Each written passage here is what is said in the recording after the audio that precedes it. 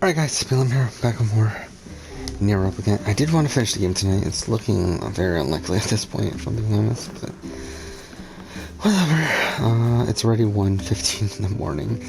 So essentially what happened is, I kind of got distracted. I ended up watching a whole bunch of Olympic stuff. Kind of in the background, I decided to play some, edit some more of my Death Stranding video, to where I do have about half the video edited at this point, so that's cool at least. But obviously that meant not recording any of this, which I wanted to finish tonight. So it's looking unlikely, but I might actually go ahead and try to record.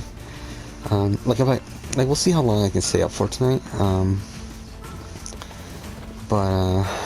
Yeah, I might decide to spend some time tomorrow morning playing some of this, trying to get it done.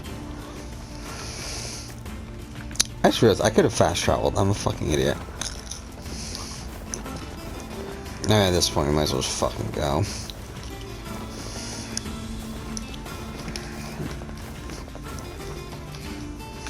It's not that far.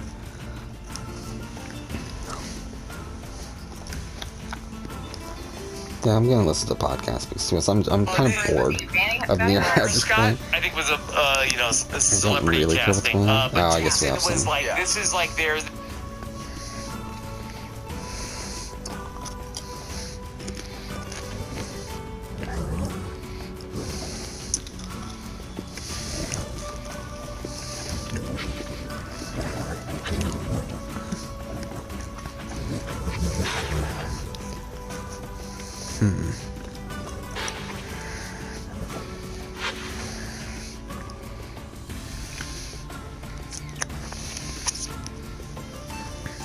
They're still in the era of like, who's our Russell? We need our Russell guy.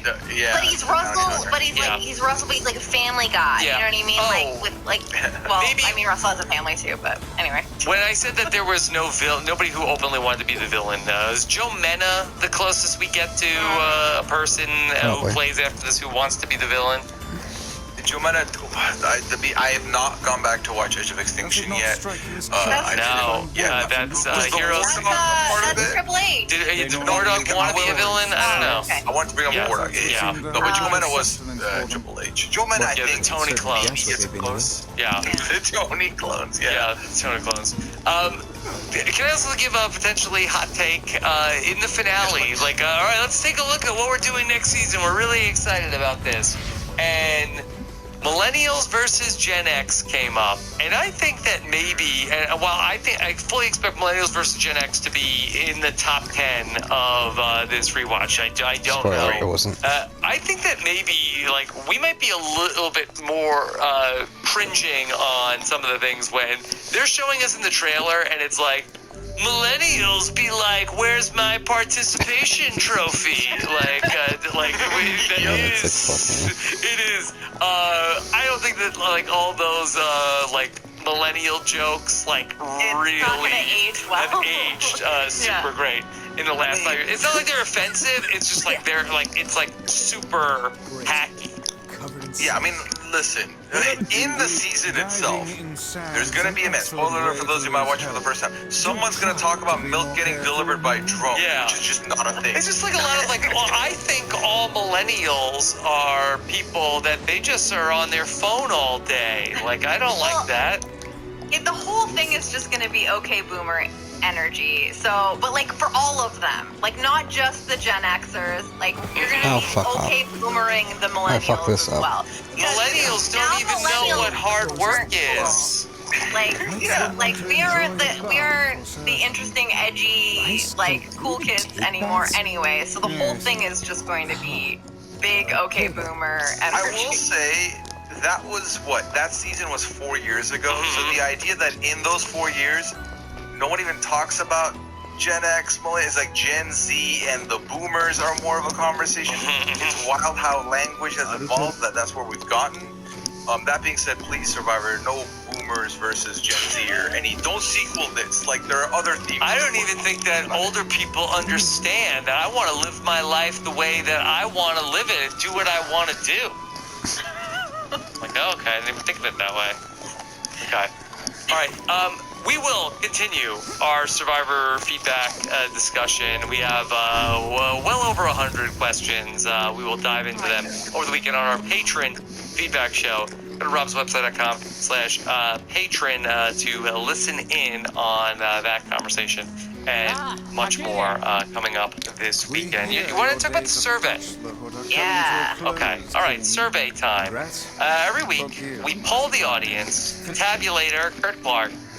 He helps us with our results. And we asked this week, once again, who is the most valuable player of this season? Of course. It's probably Aubrey. Yeah, I mean, I want to say Michelle, but I would say Aubrey for the statistics. Michelle. I think that Michelle. I think it'll be close, but I think that It's gonna be Aubrey. Did I say Michelle? Here's a surprise. It was not close. Aubrey had 58%. Michelle only had 20%. So I guess it was just like, I think in my head Sounds like a bunch of malarkey to me. Exactly, Michelle, you're right. Was But I thought it was closer Sydney is between third, like, Aubrey 8%. and Michelle Stan. Yeah.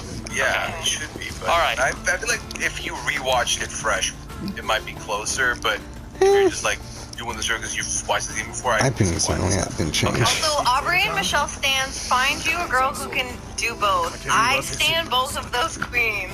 Yeah, You don't have to choose. You can love them both. And Sydney. And be happy for whoever won. Yeah. all three. And Sydney. Okay. Which one-time player would you most like to see come back and play again in a future season? Sydney. It's gonna be Sydney, and then it's not gonna be close. And then I'm just curious what the Liz votes are. But isn't there a pre-merge? There's a pre-merge question, right? Okay. Well, let me tell you, 67% for Sydney, 10% for the Mayo Jar, 5% for Kyle Jason. What? Yeah. I'll love to see Kyle Jason back. All right. I mean, Which name in this You don't even list made take you that. pause to think to yourself, wait, who's that? Kinda. Oh, Jen. Jennifer Lanzetti. Yeah. yep. 55% said Jennifer Lanzetti. We've been doing this podcast so long that my earbuds are making me feel like I have a bug in my ear. It's been, Oh This city isn't like our villages. Since there isn't a specific rule Lay down, about Rob. can't sleep. All I hear is Survivor talk. All right. Then Jennifer Lanzetti, 55. Liz Markham, 15%. Anna Kate, 14.7. I guess people don't read the news. Yeah, those people are definitely not on Twitter. Yeah. Or at least not in the Roberto politics thread. Yeah, I guess people don't read the New York Times around here. All right. Yeah. Who was the most underrated player of the season? This is the one that's tight. You'll find a nice bride soon. Underrated. I mean, Michelle. right? Yeah. Yeah. 18.6%. Sydney, 18.0%. Yeah. Julia Sokolowski, 17.5%. You must be tired Okay, indeed. I'm fine with that. Who got the Kelly Wentworth Award for Best Pre-Merge Boot? Ooh, let me just quickly do a mental recap. It's not Mental Giant. Yeah, Mental Giant. It's gotta be It's not Liz, Peter. right? Which is weird. It's gotta be. So I think it'll be Liz.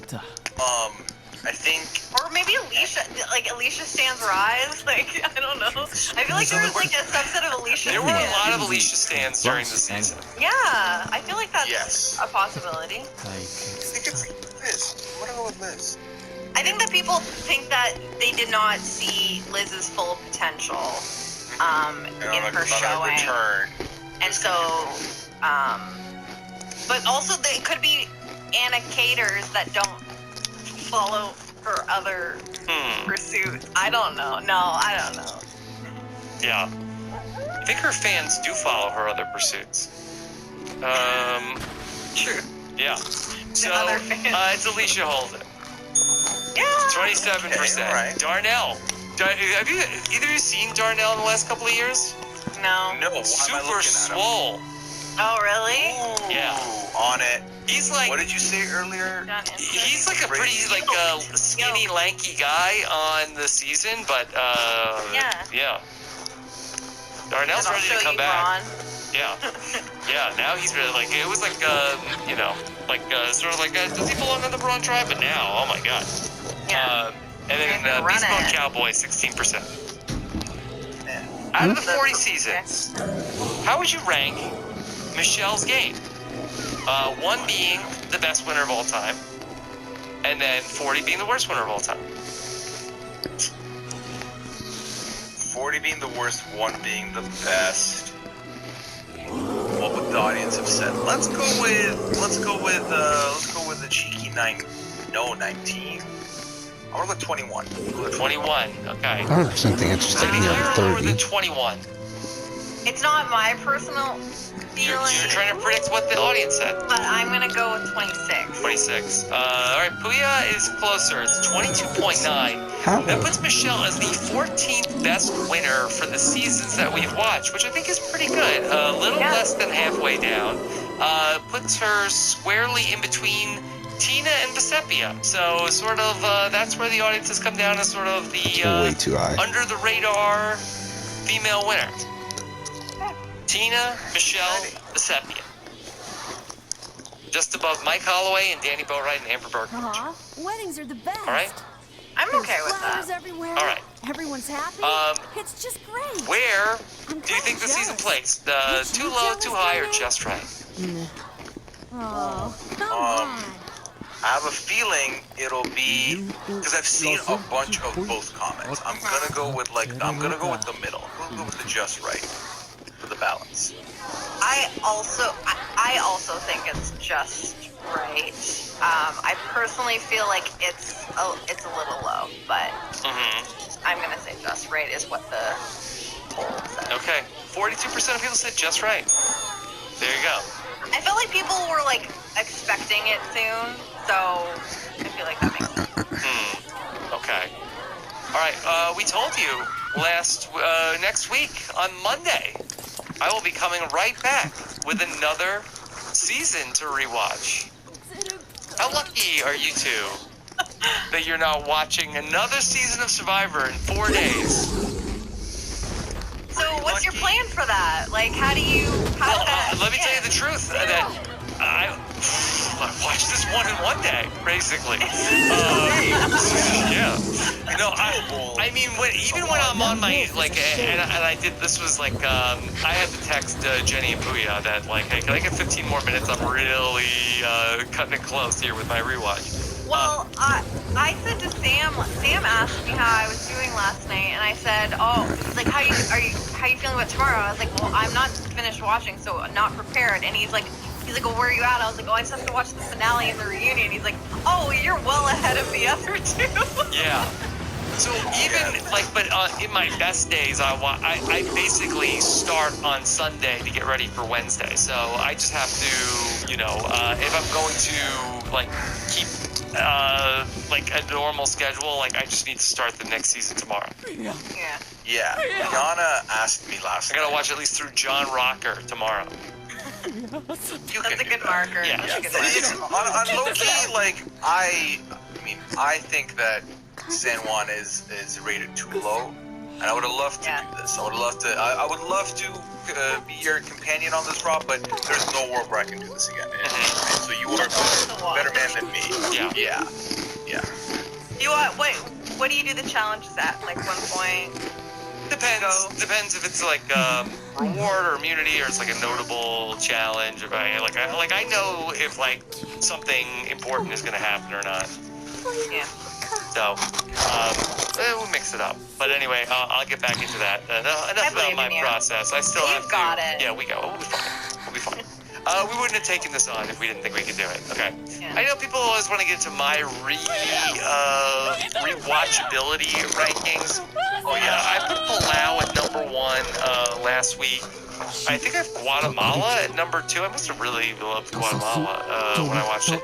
I would say I would have this second. I think that I enjoyed Palau last week a little bit more. I know people think that it's a boring pagonging Palau. This one, suffers from, you do have the bummer at the merge where, you know, there's nobody goes home. You do have the real bummer where Joe Del Campo ends up getting taken out at the final 5 for a medevac. So I think that hurts it.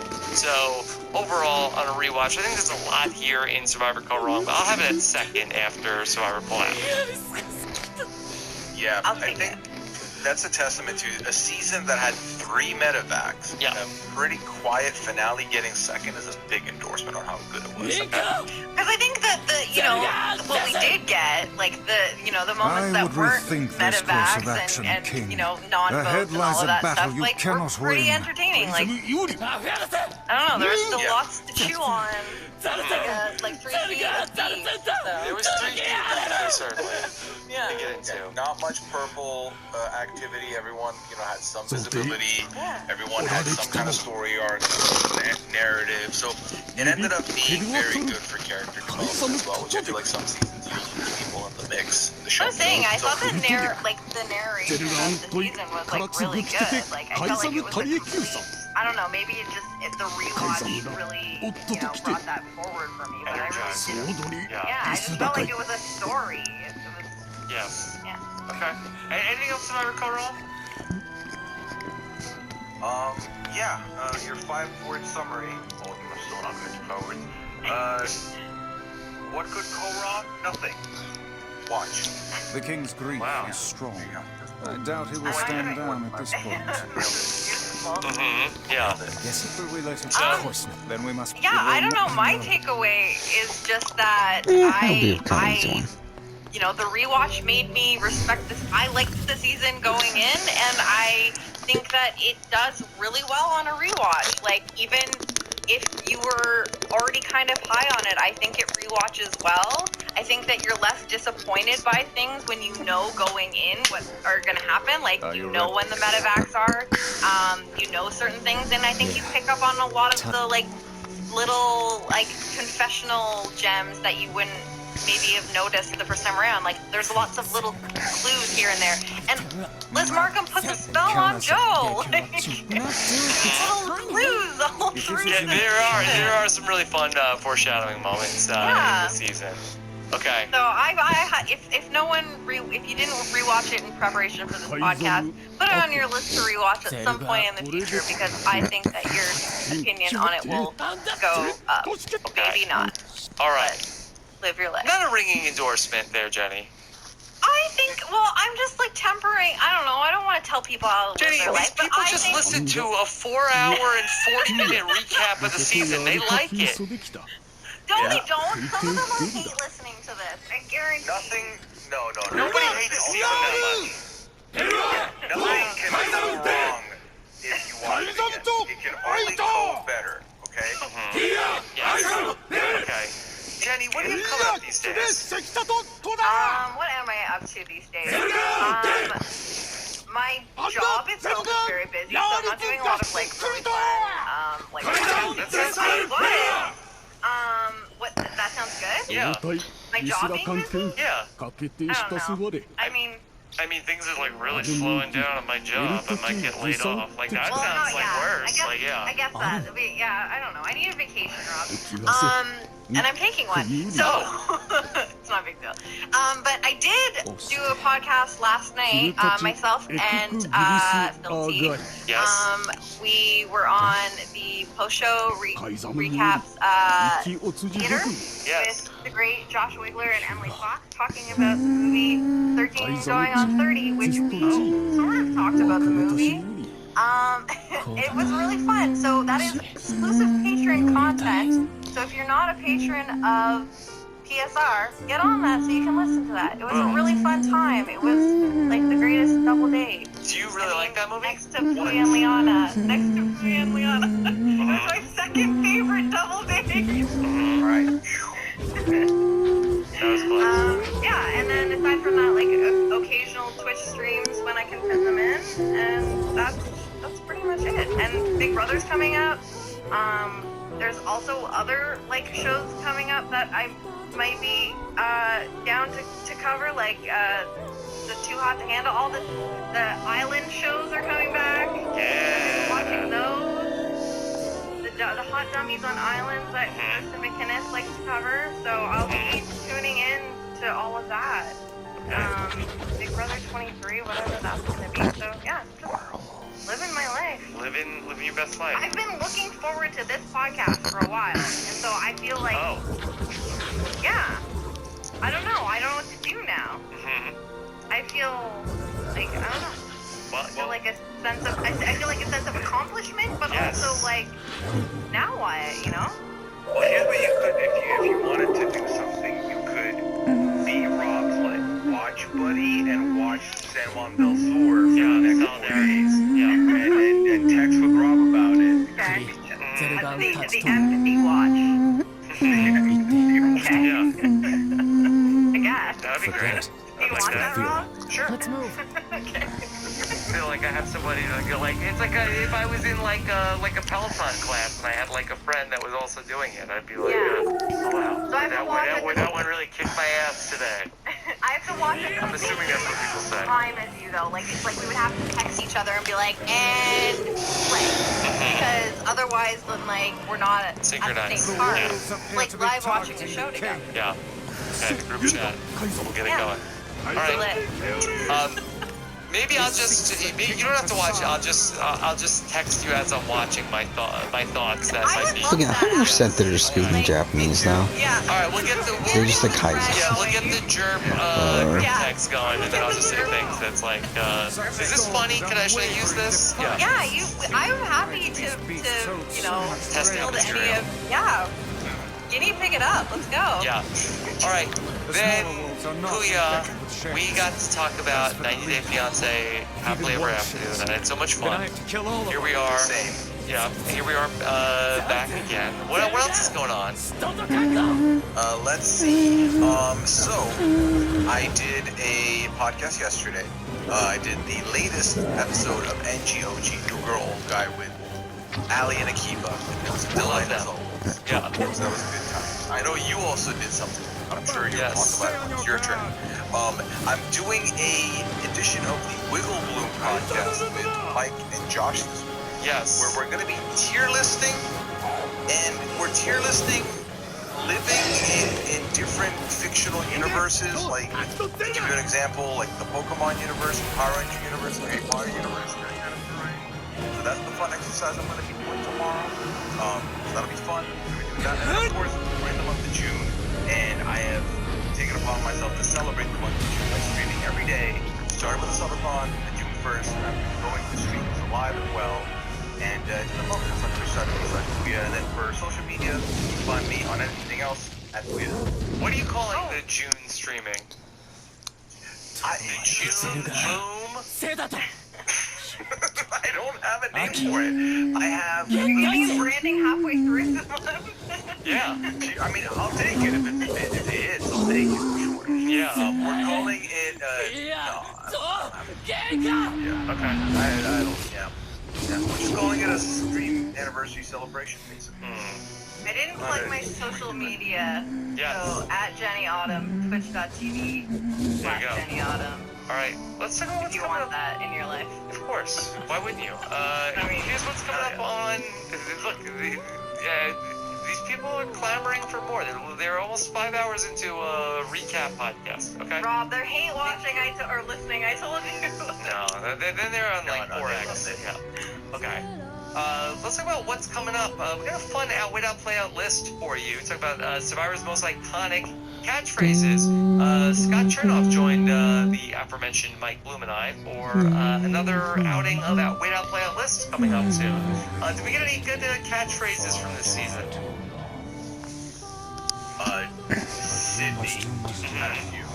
Like, Spoiler alert, there is at least one from this season that makes the list, yes. so it's just anything quotable, or does it have to, like, what's a catchphrase? You know what, these lists, Jenny, you know how it goes. Lucy Goosey. We get a little loosey-goosey. Okay. Yeah. Then I definitely, Karong is definitely making the appearance. Yes, okay. We got a brand new podcast here on the network we're very excited about. Just My Archetype, I mentioned it earlier. Hannah Lil Nesson is going to be profiling each one. Yeah, I think there's that. What's the iconic catchphrases? Survivor's most iconic Catchphrases. I'm really far behind on podcasts. Like, this is from June 18th. So over, Catchphrases. well, it's a month and a half ago. Mike Bloom, Mike, give us your iconic It's catchphrase. fucking insane. I mean, it's right above my head, going full bloom today, baby. Sun's out, so is the greenery. We're ready to talk about Survivor catchphrases over the years. I know you were gonna say sun's out, guns out. No, I feel like that would be copying from someone else's catchphrase. Sun's out, the greenery is out. It's Or buns out. original. Yeah. Take it however you want to. Sure. Mike, how are you? I'm doing well. We missed you last time round here. Of course, had a really great time with Shane and Gus and Sasha Joseph talking about some iconic merge tribe names. But Rob, you and I have merged once more. Happy to have you back into the fold, and very happy to be talking about what I think up to this point might be the most out-of-the-box suggestion yet for an Out Without Play Out List podcast. Okay, I didn't think this is too outside the box. I was actually very excited to talk about this one here today. Of course, I got to talk to Mike Bloom and Shannon Gus the other night when we talked about episode number 2 of Survivor South Africa. Definitely check that out if you've been following. And if you haven't been, what's your problem? Go ahead and check out Survivor South Africa. What are you doing? There's What are you new too good? Survivor out there. Like, are you really gonna wait until fall? We're doing the marshmallow test right now, but you're also getting 3 marshmallows right now. Yeah. So, like, go eat the marshmallows. Check it out.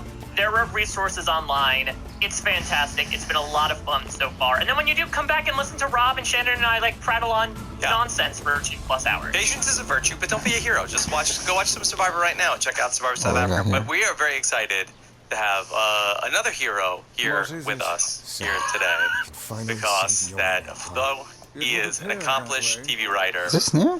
you know him from Rick and Morty, BoJack Horseman. Of course, the Snakes, Rats and Goats podcast. He's not here for the accolades or for the credit.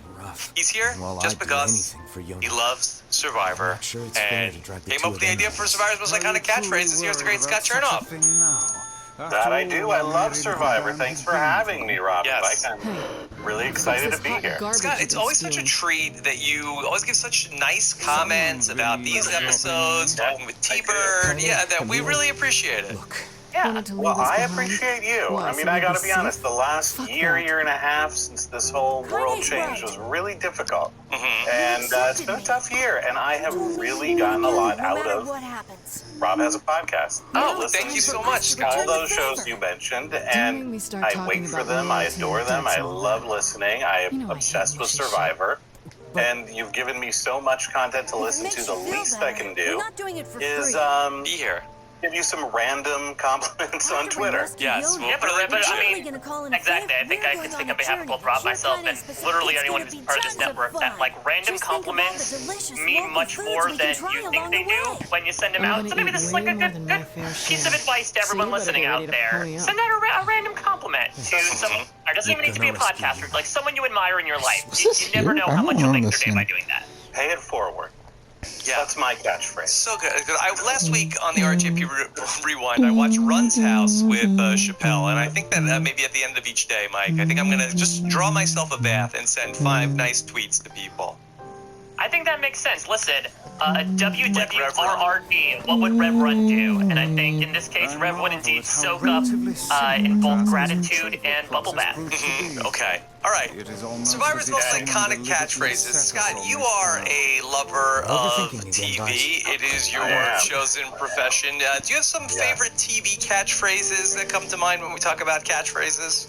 Oh, wow. Well, you know, the first one that really comes to mind, I'm going to date myself here, is probably Jimmy Walker. JJ. Dynamite.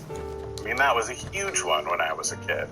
Of course, the Fonz had many awesome catchphrases. But I think some of my favorite catchphrases now have come from Survivor. I'll bring her back. Really? Yeah. And hence, here we are. I was thinking about some of these, and I thought, Thanks. these are really good catchphrases.